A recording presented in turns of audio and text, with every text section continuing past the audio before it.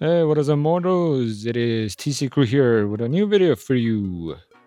Welcome to part 9 of What If Deku Was Evil.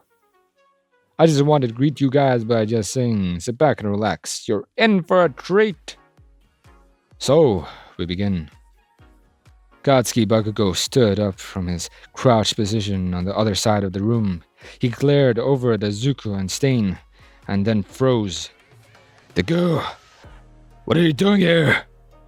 His hand, still smoking from the blast that launched him up to the announcer's booth, moved to a scar across his nose. Stain stepped forward. Izuku, how do you know this kid? Is he the bully you told me about before you ran away? He drew his sword and started to walk towards Bakugou. Don't worry, this won't take but a second. Izuku held up his hand to stop Stain, his grip on his staff tightening. This was his fight, at the moment he had been waiting for ever since he started his training. No, Stain. Let me take this fight. I'm ready. He lowered himself into his fighting stance, his staff held out in front of him. He already knew Bakugou's fighting style, and with his new training and weapon, he should have no problem reminding the scum of their last encounter. Bakugou let out a low growl, his hands sparking furiously. You idiot! You useless, trustless mongrel! When I woke up in the hospital to find out that not only had you attacked me, but another pro hero, I knew I had to get my revenge on you. But the idea that you would join up with the hero killer himself, do you have a death wish? You're quirkless. You won't even stand a chance against heroes. He smirked and shrugged. Whatever. I'll take you both down here and now and gain the recognition of every hero agency in this city. Izuku charged Bakugou, the one word sending him over the edge. Quirkless. How many times had he heard that now? He was tired of it being used as an insult for him. Quirkless or not, he was someone that should be feared. Bakugou held out his hands, the sparks turning to flames, and an ear-shattering explosion rang out from the room as he let loose a full-power volley of explosions that approached Izuku. But Izuku had already expected Bakugou to go for the easy, straightforward attack. It seemed his training time at UA did little to improve his strategic thinking. Izuku slid under the blast, sweeping Bakugou off his feet with his staff as he moved past him. He spun around, swinging his staff down at Bakugou, who was now on his back. But Bakugou had learned some new tricks as well. From his prone position, he blasted himself across the floor, catching himself against the wall with his feet before rolling over and launching himself at Izuku at an almost untraceable speed. Izuku had only seen such speed from Stain during training, wasn't prepared when Bakugou full force flying tackled him onto the wall behind him. The impact knocked Izuku's breath from his lungs, and he dropped his weapon. Bakugou held his hand inches from Izuku's face, the smell of gunpowder filling his nostrils. Die, scum! Bakugou yelled as his hands sparked once more, and he launched a concentrated blast point blank into Izuku's face. All that was left was a gaping hole in the wall where Izuku had been before. Smoke and rubble filled the room. Bakugou turned, prepared to fight Stain and finish this fight. He was met with a crushing punch to the face. He staggered back, tears swelling in his eyes and his ears ringing from the powerful blow. He strained his eyes, trying to see through the blurry tears and smoke in the room, but he couldn't see where the attack had come from. Through the smoke came a leg, kicking him hard in the stomach. Bakugou doubled over. The air knocked from him, and he was immediately met with a thundering knee to his scarred nose that knocked him clear off the ground. The smoke had started to clear, and standing over him was Izuku, his face covered in blood and ash. In the moment just before the blast, he had rolled to the side, dodging most of the damage and hiding himself in the resulting smoke and chaos. Why won't you just die, worm? Bakugou geeked out at Izuku, rolling over and throwing more blasts as he stood up. The room was once again filled with smoke. Bakugou looked around wildly, trying to find the quirkless runt who had scarred him in their previous battle. The thick smoke obscured almost all vision in the room as he searched for any sign of Izuku. He had to finish this fight quickly, before the pro hero showed up and stole the glory from him. Bakugou felt a tap on his shoulder, and he spun around, blasting furiously. The entire wall behind him was now reduced to dust, and the smoke cleared quickly. Izuku watched as Bakugou blasted wildly, attacking through the smoke at anything he perceived as a threat.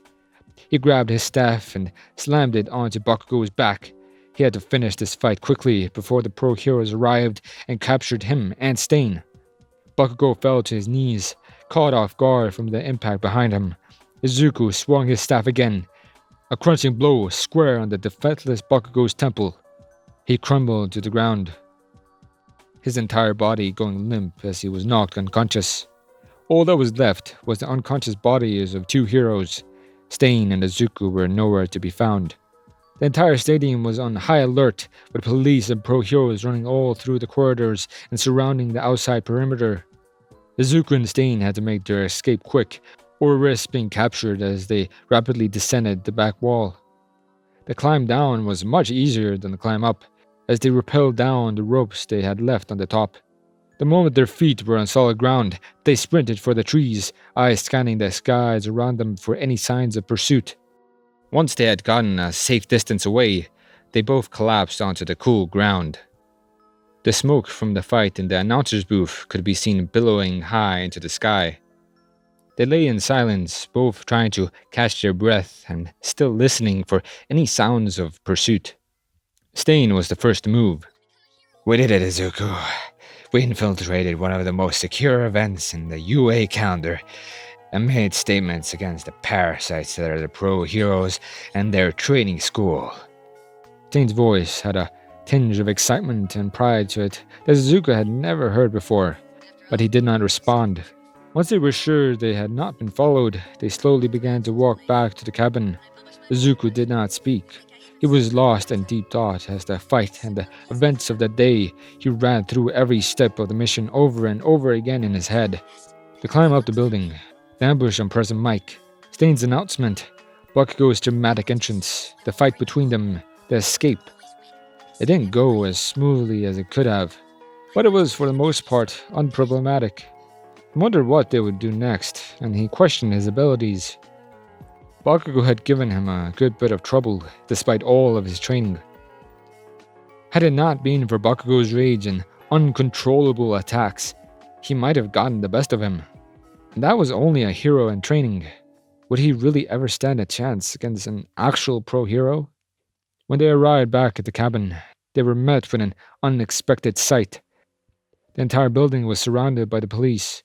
Their gear, maps, plans, everything was laying outside. Towering over all the officers was him, Endeavor.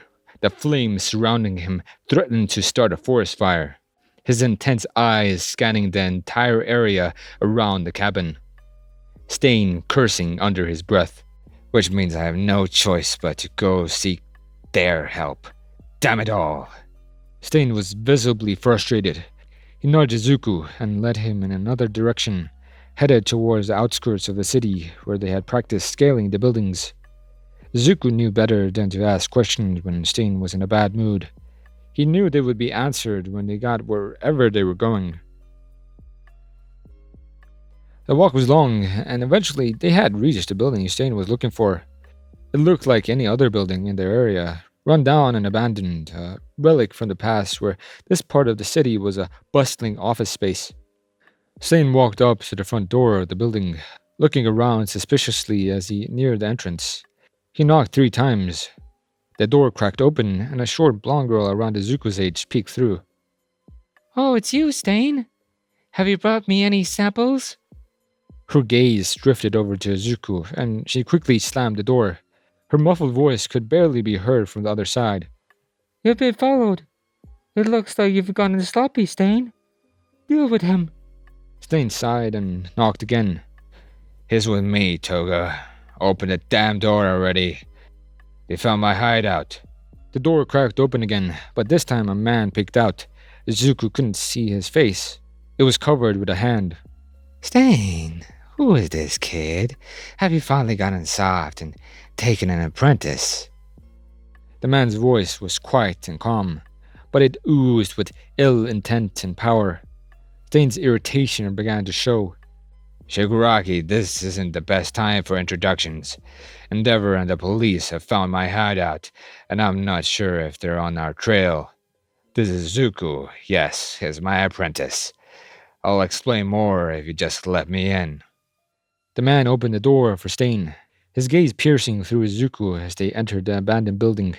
The main room resembled an underground bar. The lights dim, the TV on but muted, various shady characters sitting around the counter. They all turned to look at the open door. Izuku kept his mask on and his head down while Stain explained to the crowd the events of the morning. They listened intently, nodding their heads in approval, some of them shouting at the exciting parts. When Stain had finished, the man with a hand on his face quieted down the crowd. No doubt you're both very tired, then. Toga will show you where you can stay, and feel free to hide out here as long as you'd like. Also, welcome to the League of Villains. The blonde girl named Toga showed Stain and Izuku to a room at the end of a long hallway. Izuku collapsed onto the bed, sighing and pulling off his mask. Izuku turned and looked at Stain. The League of Villains? How come you've never mentioned them before? This would be more than enough of a team for you to accomplish whatever plans you came up with. We could easily crush the pro heroes with this many villains. Stain sat down, his shoulders slumping. I didn't mention them because they don't understand my methods or my creed. I want to crush the heroes because they don't deserve the respect and the money and fame they get for doing their job. And they don't use that to their advantage to flaunt their perceived superiority over everyone else.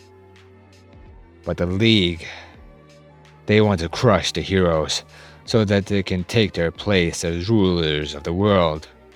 They're honestly no better than the heroes when it comes to their motive, but they're the only people in this city who will help me right now. So I have no choice but to work with them.